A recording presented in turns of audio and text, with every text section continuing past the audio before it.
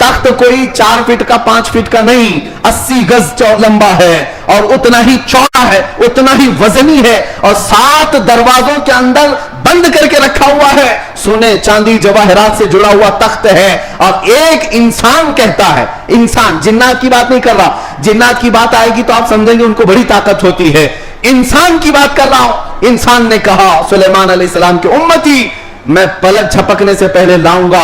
यह सिर्फ और सिर्फ बात नहीं थी, हजरत सुलेमान अलैहिस्सलाम अभी पलक कर इधर देख रहे थे, वो तख्त हाजिर कर चुके थे। वली जो सुलेमान अलैहिस्सलाम के उम्मती थे, आसिफ बिन बरखिया, खड़े होते हैं, कहते हैं ए अल्लाह के नबी मैं ले आऊंगा। पूछा कितनी देर में? कहा आपकी पलक झपकने से पहले लाऊंगा। मैं एक बात बताता हूं आपको, गौसे पाक रज़ी अल्लाह तआला अन्हु के मकाम के मुतालिक महबूब इलाही का नाम सुना होगा। दिल्ली के शहंशाह, 2 औलिया को महबूब का नाम दिया गया है। महबूब, एक गौसे पाक को महबूब सुबहानी और हजरत निजामुद्दीन औलिया को महबूब इलाही। महबूब उसे कहते हैं जिससे अल्लाह मोहब्बत करता हो। सारे अल्लाह से मोहब्बत करते हैं और कुछ वो हैं जिनसे अल्लाह मोहब्बत करता है, वो महबूब हैं। महबूब इलाही का दर्जा बड़ा है, उनके बड़े गहरे मुरीद ऐसे फनाफि शेख अमीर खुसरू। अमीर खुसरू का जब भी नाम आता है तो एक पीर और मुरीद के दरमियान का गहरा ताल्लुक बताया जा सकता है। लोगों को पढ़ना चाहिए, किसको मुर्शिद समझा जाए तरीकत के रास्ते में और कौन पीर होता है। अमीर खुसरू को पढ़ें तो समझ में आ जाएगी बात। अमीर खुसरू एक बार पानीपत गए हुए थे। पानीपत में उस वक्त बू अली शाह कलंदर रहमतुल्लाह ताला अलैह मौजूद थे। ये महबूब इलाही के हम जमाना हैं, उसी जमाने के। उनकी करामात का हाल भी बहुत बड़ा था। अमीर खुसरू उनकी महफिल में बैठे। जुमेरात को एक बार उनके यहाँ महफिल होती थी, बू अली शाह कलंदर के यहाँ। और महफिल में होता क्या था, जब जिक्र की महफिल होती उसके बाद जितने हाजरीन होते, बू अली शाह कलंदर सबसे कहते अपनी अपनी आंखें बंद कर लो। लोग अपनी अपनी आंखें बंद करते, वो सीधे रसूलुल्लाह का दीदार कराते थे। नबी पाक सल्लल्लाहु अलैहि वसल्लम सामने बैठे हुए होते और बू अली शाह कलंदर उनके सामने हुआ करते हुजूर के। ये हर जुमेरात को बू अली शाह कलंदर की महफिल में होता था। अमीर खुसरू मुरीद थे महबूब इलाही के और गए थे बू अली शाह कलंदर की महफिल में। और जब दीदार कराए तो अमीर खुसरू भी खुश हुए कि रसूल पाक सल्लल्लाहु अलैहि वसल्लम का दीदार हुआ मजलिस में। लेकिन बात इतनी हुई, आंखें खोलने के बाद बू अली शाह कलंदर अमीर खुसरू को यूं कहते हैं, खुसरू मैं तो रसूलुल्लाह की मजलिस में तुझे ले गया, तेरा पीर तो वहां कहीं नजर नहीं आया, तेरा पीर वहां पर नजर तो नहीं आया। अमीर खुसरू को यह बात लग गई। मैं मेरा मुर्शिद, मेरे पीर का मकाम बुलंद समझता हूं, लेकिन हकीकी बात है कि हुजूर के दरबार में जब मैं तसव्वुर में हाजिरी दिया, महबूब ये बू अली शाह कलंदर भी थे और भी औलिया थे, लेकिन मेरे पीर तो नजर नहीं आए। वो गमगीन हालत में अपने पीर के पास आए, अपने मुर्शिद के पास। महबूब इलाही से कहते हैं, आज मैं महफिल में गया और उन्होंने फारसी एक कलाम लिखाया है, शब जाए के मन बूदम, बहुत मशहूर कलाम है अमीर खुसरू का। इस वाक़े के बाद उन्होंने लिखा था। पहले पूरा वाक़या क्या हुआ वो मैं बताता हूं। महबूब इलाही के पास रोते हुए खड़े थे। बू अली शाह कलंदर ने रसूलुल्लाह का दीदार कराया, लेकिन साथ में उन्होंने मुझे ताना मारा कि तुम्हारा पीर तो महफिल में नजर नहीं आया। महबूब इलाही ने कहा कि फिर से जाओ महफिल में, फिर से जाओ महफिल में, बू अली शाह कलंदर के दीदार हो रहा है और अच्छी बात है। कहा आप नहीं है उस महफिल में, मैं कैसे जाऊं। महबूब इलाही ने थपक कर कहा, खुसरू बू अली शाह कलंदर से मत पूछना, जब वो दीदार कराएं रसूलुल्लाह का तो खुद रसूलुल्लाह से पूछना मेरा पीर कहां। औलिया बहुत सारे बैठे हैं, महबूब इलाही कहां है। तो मीर खुसरू गए। अब की बार जो महफिल सजी और जब आंख बंद करने का हुक्म हुआ अमीर खुसरू ने आंख बंद की, दीदार हुआ मेरे मुस्तफ़ा का। औलिया इकराम की मजलिस थी।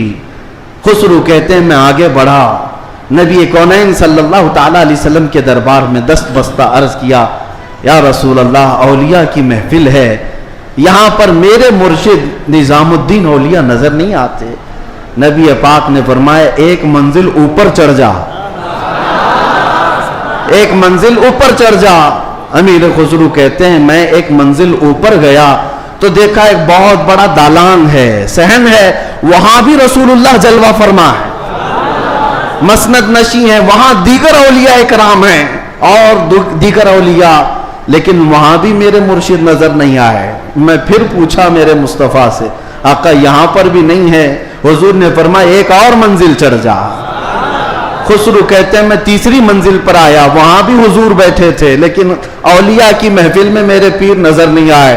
फिर पूछा, हुजूर ने एक और मंजिल चढ़ाई, यहां तक के 7 मंजिलें चढ़ ली। अमीर खुसरू कहते हैं अब ऊपर जैसे जैसे जाता था मजमा कम होता जाता था, थोड़े थोड़े से रह जाते थे। 6ठी मंजिल पर आया, जब भी मैं अपने मुर्शिद को नहीं पाया, परेशान होकर पूछा तो कहा एक और मंजिल चढ़ जा। ऊपर गया तो वहां मुस्तफ़ा करीम सल्लल्लाहु अलैहि वसल्लम मसनद नशीन है, मसनद नशीन है, बस 3 लोग बैठे हुए हैं, दाएं एक बुजुर्ग हैं, बाएं एक बुजुर्ग हैं और बिल्कुल सामने महबूब इलाही बैठे हुए हैं। अमीर खुसरू कहते जैसे ही मुझे अपने पीर का चेहरा नजर आया मैंने आंखें खोल दी, रक्स कुना हो गए। जो फना फी शेख थे, फिर उन्होंने कलाम लिखा, शब जाए के मनबूदम, वो रात कैसी थी जिसमें मैं था और खुद रसूलुल्लाह मजलिस के मीर थे, मजलिस के शमा मेरे मुस्तफ़ा थे। गुनगुनाते हुए अपने मुर्शिद के पास आए। अब जो बात मुझे कहना था, जिसके लिए मैंने ये वाक़या छेड़ा, सुनिए आप। मैंने ये वाक़या महबूब इलाही का क्यों बताया। आए महबूब इलाही के पास, खुश थे, वजद कना थे। महबूब इलाही ने पूछा, खुसरू देख आए अपने मुर्शिद को? कहा हाँ, मेरा मकसद, मेरी मुराद पूरी हो गई। उसके बाद महबूब इलाही ने कहा, क्या किसी और को वहां नहीं देखा? अमीर खुसरू ने कहा, मेरी तवज्जो ही नहीं गई, मैंने मुर्शिद को देखा तो फिर ख्याल ना रहा। महबूब इलाही से पूछने लगे, हुजूर उस मंजिल में जो रसूलुल्लाह के दाएं और बाएं थे वो कौन थे? तब महबूब इलाही निजामुद्दीन औलिया ने कहा, उनके बाएं जानिब ख्वाजा गरीब नवाज थे और बाएं जानिब पीराने पीर गौसे आजम बगदादी मौजूद थे। सैयदना शेख अब्दुल कादिर जीलानी का वो मकाम है, कहाँ? रसूलुल्लाह के दरबार में, जहां औलिया इकराम की मंजिलें खत्म होती हैं, वहां गौसियत में आपका मकाम है। मेरे आका सल्लल्लाहु अलैहि वसल्लम के दरबार का कुर्ब ही उन्हें गौसियत के मकाम पर ले गया है। मेरे अजीजों, बहुत सारे लोग अगर ये समझते हैं कि उनकी बड़ी करामतें हैं इसलिए उनको गौस का मकाम मिला है, वो बहुत बड़े आलिम थे, बहुत बड़े जाहिद थे, बहुत बड़े परहेजगार थे, इसलिए गौसियत के मकाम पर पहुंचे। मैं कहता हूं ये सारी जगह अपनी, ये सारे मकामात अपनी जगह पर, गौसे पाक गौसियत के मकाम पर पहुंचे तो इश्क रसूल की बुनियाद पर पहुंचे, मेरे मुस्तफ़ा करीम सल्लल्लाहु अलैहि वसल्लम से बेपनाह मोहब्बत की बुनियाद पर पहुंचे। इसलिए मैंने जिंदगी में देखा है, जब कभी कोई रसूलुल्लाह की तरफ उंगली भी उठाता या एतराज करता, अपनी करामतों से उसका मुंह तोड़ जवाब दे देते थे। अपनी करामतों से गौसे पाक रज़ी अल्लाह ताला अन्हु उनका जवाब देते। अगर किसी ने हुजूर पाक सल्लल्लाहु ताला अलैहि वसल्लम पर एतराज किया कि उन्होंने मुर्दों को जिंदा नहीं किया, तो गौसे पाक ने अपनी ठोकर से मुर्दा जिंदा करके दिखाया। 400 साल बाद गौसे पाक रज़ी अल्लाह ताला अन्हु ऐलान करते थे, तू रसूलुल्लाह के बारे में बात करता है, मैं उनके बेटे के बेटे के बेटे के बेटे के बेटे 400 साल बाद आया हूं और अल्लाह ने मेरे पांव में ये ताकत दी है कि कब्र को ठोकर लगाऊं तो मुर्दा जिंदा खड़ा हो जाए, और जिसकी मैं नस्ल से हूं वो अगर कहीं ठोकर लगाए पूरा कब्रिस्तान खड़ा हो सकता है। नबी पाक सल्लल्लाहु ताला अलैहि वसल्लम की जात पर अगर कोई उंगली उठाता, मेरे गौस उसको अपनी करामत से जवाब दिया करते। अजीजा ने गिरामी वक़ार, सुल्तानुल औलिया गौसे पाक रज़ी अल्लाह ताला अन्हु से अपना रिश्ता मजबूत करो। अपने अपने निस्बतों में कादरी पट्टा जरूर रहे, कादरी निस्बत जरूर रहे, اس لیے کہ یہ نسبت ہی ایسی ہے جس پر پوری دنیا فخر کرتی ہے۔ قیامت میں منادی دے گا یہ ندا قادریوں کو، کہاں ہے قادری کر لے نظارہ غوث اعظم کا۔ میری علاج کس کے ہاتھ ہے؟ بغداد والے کے، مصیبت ٹال دینا کام کس کا؟ غوث اعظم کا۔ اسی لیے میرے عزیزو، ہم نے غوث پاک رضی اللہ تعالیٰ عنہ کی زندگی پاک میں دیکھا ہے، اللہ تعالیٰ نے ان کو تصرف دیا تھا، وہ طاقت عطا کی تھی کہ وہ اللہ کریم کی بارگاہ میں ایسی مقبولیت کے مقام پر تھے کہ خلاف عادت کام ان سے صادر ہوئے۔ خلاف عادت کام جب اولیاء سے ہوتے ہیں اسی کو کرامت کہتے ہیں۔ بعض لوگ ابھی عقل کے گھوڑے دوڑاتے اور کہتے ہیں ایسا کیسے ہو سکتا ہے، یہ سب تو مولانا لوگوں کی پھکائی ہے، یہ جملے بازی ہے۔ ان کو قرآن پاک سے اگر تعلق ہو تو میں بتاؤں۔ اب میں ایک بات آپ سے بتاتا ہوں، غوث پاک کی ایک کرامت جس پر ابھی میں چند دن پہلے سن رہا تھا، کوئی بیچارہ جس کی عقل پر فالج کا اثر ہوا ہے۔ یہ وہ لوگ ہیں جن کو میرے مصطفیٰ کریم صلی اللہ تعالیٰ علیہ وسلم سے بغض ہے، عداوت ہے، اور دوسرے راستے پر چل پڑے اور اولیاء اکرام کو چن چن کر کے نشانہ بناتے ہیں۔ جن کا تعلق نجد سے ہے، وہابیت سے ہے، سلفیت نام رکھتے ہیں، بہرحال۔ لیکن سوال کرنے والے نے ایک سوال کیا، ارے مولانا آپ سناتے ہیں کہ غوث پاک تو 12 سال کی ڈوبی ہوئی کشتی کو باہر لے آئے، یہ تو خدا کے بھی کام نہیں ہے، اللہ کے بھی کام نہیں، اس سے بڑھ کر کے آپ نے غوث پاک کو بتا دیا۔ میرے عزیزوں، میں آپ کو بتاتا ہوں بات ہوئی کیا تھی۔ دریا کے کنارے سے آپ کا گزر ہو رہا تھا، ایک بوڑھی عورت کو روتے ہوئے دیکھا۔ مرید سے پوچھا پوچھو اس کو کیا بات ہے، کیوں روتی ہے؟ معلوم کیا تو پتا چلا کہ اس خاتون کا اکلوتا بیٹا تھا، بڑے نازوں سے پالا تھا، اس عورت نے شادی کی، برات آ رہی تھی اور کشتی جو ہے دریا میں غرق ہو گئی، ڈوب گئی، باہر نہ آ سکی۔ مشہور کرامت ہے غوث پاک کی۔ تو وہ ڈوب گئی اور اس بوڑھی عورت کا دل تو ماں کا ہے، بیٹے کے یاد میں روز آتی ہے، روتی ہے اور شام واپس چلی جاتی ہے، روز روتی ہے۔ غوث پاک رضی اللہ تعالیٰ عنہ کو اس پر رحم آیا، اللہ کریم کی بارگاہ میں سفارش کی، اے رب کریم، تو نیست سے ہست کرنے والا، تو پانی کے قطرے سے پورا انسان بنانے والا، تو راکھ کے ڈھیر کو بھی اگر چاہے تو زندہ انسان کھڑا کر دے، مولا قادر مطلق ہے، اس خاتون پر رحم فرما اور اس کا بیٹا واپس لوٹا دے۔ غوث پاک کی دعا چل رہی تھی، تھوڑی دیر دیکھنے کے بعد دریا میں ایک بھونچال سا، طوفان سا آیا، پانی کے اندر ایک عجیب سی سرسراہٹ ہوئی، تھوڑی دیر کے بعد دیکھا تو ایک کشتی برآمد ہوئی۔ غوث پاک نے صرف اس خاتون کے بیٹے کی زندگی مانگی تھی، مگر صدقے میں اللہ نے پوری برات کی زندگی لوٹا دی، پوری برات واپس آ گئی، اور وہ خوشی خوشی غوث پاک رضی اللہ تعالیٰ عنہ کا شکر کرتے ہوئے گھر گئے۔ 12 سال کے بعد مچھلیاں کھا گئی ہوں گی، کشتی کے پرزے ختم ہو گئے ہوں گے، لیکن رب ذوالجلال قادر مطلق ہم ان لوگوں کو یہی تو کہتے ہیں جو جلا کر کے سمجھتے ہیں کہ اب کوئی نہیں اٹھا سکتا ان کو، راکھ پانی میں بہا کر کے سمجھتے ہیں کہ اب ان کا حساب کتاب نہیں ہو سکتا۔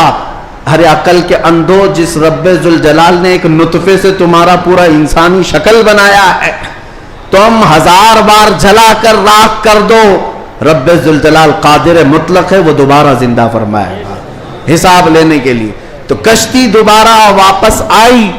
غوث پاک رضی اللہ تعالیٰ عنہ کی اس کرامت پر ایک دو نہیں، ہزاروں لوگ اسلام میں داخل ہوئے تھے، ہزاروں لوگ اسلام میں داخل ہوئے۔